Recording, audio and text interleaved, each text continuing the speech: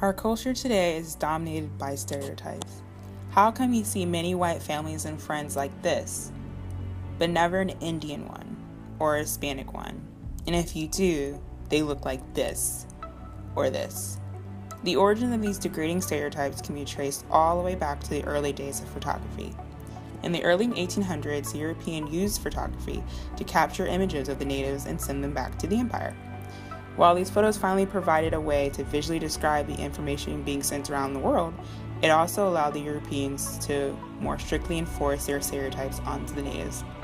Colonizers used photography as a means to express their traditional views of the natives as inferiors through the use of setting and positioning in order to maintain their hierarchy during times of colonial power decline. Although India and Mexico were colonized years before, the invention of the photograph finally provided a means to capture the exploitation that happened in those countries.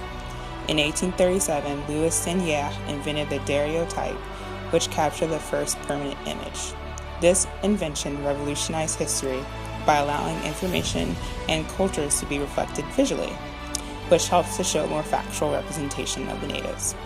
This, in conjunction with more visual advancements like the moving picture, phones, and even the internet, made it easier to spread and preserve culture, and which made it possible for me to make this video today. The British began its communication with India through trade. The Europeans were enthralled with India's rich spices and colorful textiles. England's interest in India's goods eventually led to its colonization. The British entered the country by setting up missionaries to convert the natives into Christians. The British felt the natives were inferior and were essentially children because they were not civilized under their Western criteria.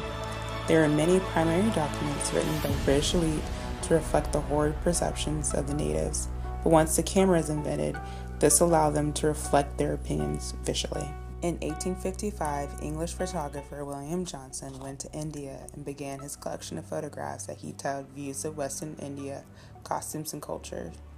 This already shows how his photographs were his views of the natives. The use of costumes and characters makes it seem like Johnson is making fun of the natives and culture instead of visually reflecting it. In this photo, titled Smarth Brahmins, he attempts to reflect the lifestyle of the Smarth Brahmins. While he achieves this on some level, he does add his own interpretation of the culture. Brahmins are the highest caste in Indian culture. They are usually pictured as strong, powerful people. However, in Johnson's photograph, they are sitting and the image is taken from a slight angle downward. This projects the British power as one that is above the entire caste system, thus over all the Indian people. In addition, Johnson purposely uses a plain backdrop behind these two men to accentuate simplicity. This helps to elude the idea that Indians being simplistic and inferior people. In another photograph from the same collection called Parsi Ladies, Johnson photographs 4 women around a tree. Since Parsi communities are already a small minority of India, and Johnson photographs them isolated from other different people, he reinforces the British viewpoint of the natives being inferior. What's interesting is that he has some women mixed with men in some of his other photographs, but not this one. Furthermore, many Europeans, aside from the British, had the notion that women needed to be saved from brown men. Johnson echoes this ideal in the photo through the distinct looks each one makes. Their pouts symbolize their discontent, which he uses to spark an emotion of pity in the Europeans. This emotion Johnson creates allows him and the Europeans to justify their actions of colonizing the natives because they believe that they are saving the women. These 2 photos in Johnson's entire collection shows how the colonizers exploited them. Johnson photographed the natives in a demeaning way in order to reflect the idea of British being superior. As time progressed, and as India began to fight for its independence, the British clinged onto this ideology to remain in power until 1947. Similarly to William Johnson, Manuel Ramos and an unknown photographer uses their photography as a means to display the European belief that the native Mexicans are inferior to the Europeans.